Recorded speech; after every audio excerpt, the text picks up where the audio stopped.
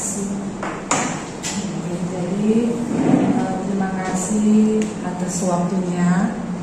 Tujuan pertemuan kita adalah kita akan berdiskusi dan berkolaborasi untuk memastikan proses pembelajaran Ibu Jeli nanti dapat memaksimalkan potensi siswa dalam belajar mendalam, khususnya pada topik daur hidup tumbuhan. Kita akan fokus pada bagaimana siswa memahami, mengaplikasikan, dan merefleksi materi ini.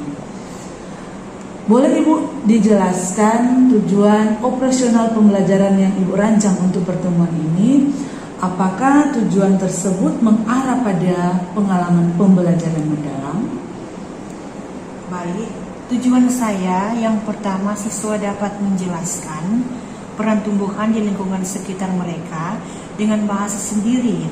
Yang kedua, siswa dapat merancang kegiatan menanam bibit sederhana sebagai bentuk pelestarian. Yang ketiga, siswa dapat mengaitkan pentingnya tumbuhan dalam rantai makanan lokal. Menarik sekali. Strategi atau model pembelajaran apa yang akan Ibu gunakan untuk mencapai tujuan tersebut, terutama agar siswa berkesadaran, bermakna, dan menggembirakan? Saya akan menggunakan pembelajaran berbasis proyek sederhana yang diawali dengan inquiry terbimbing. Tahapannya memahami, mengaplikasikan, dan merefleksikan, membuat jurnal pertumbuhan, dan mempresentasikan manfaatnya. Nah, media apa yang akan Ibu siapkan untuk mendukung PJBL dan mengaktifkan siswa? Saya akan membawa contoh tumbuhan hidup, media tanam sederhana, pot bekas, dan menggunakan video singkat dari YouTube tentang siklus hidup tumbuhan. Siswa juga akan menggunakan buku catatan mereka untuk menggambar daur hidup. Bagaimana Ibu akan mengukur apakah tujuan-tujuan tadi tercapai, khususnya pada tahap mengaplikasikan dan merefleksikan? Saya akan menggunakan yang pertama, asesmen diagnostik non-kognitif di awal. Yang kedua, asesmen formatif berupa lembar observasi saat siswa merancang dan menanam.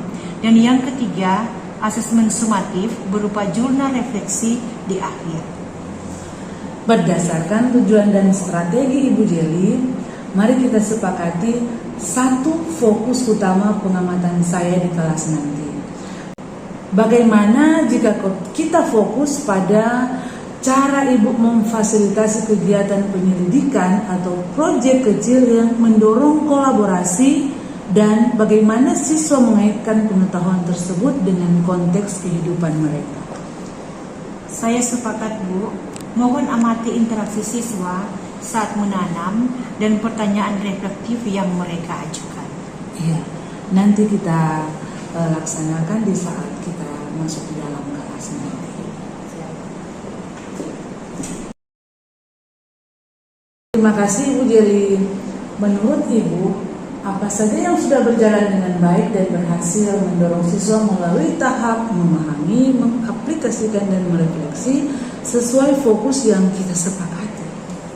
Saya lihat tahap mengaplikasikan berjalan baik. Siswa sangat antusias saat menanam. Mereka langsung memahami bahwa daur hidup bukan hanya teori. Ketika membuat jurnal, beberapa siswa juga sudah mulai merefleksikan pentingnya menjaga bibit itu untuk kelangsungan hidup mereka. Wah, luar biasa. Dalam proses itu, adakah tantangan yang Ibu temui, terutama dalam memastikan semua siswa mencapai tahap berkesadaran dan bermakna? Tantangannya ada pada manajemen waktu, karena kegiatan menanam memakan waktu yang cukup lama.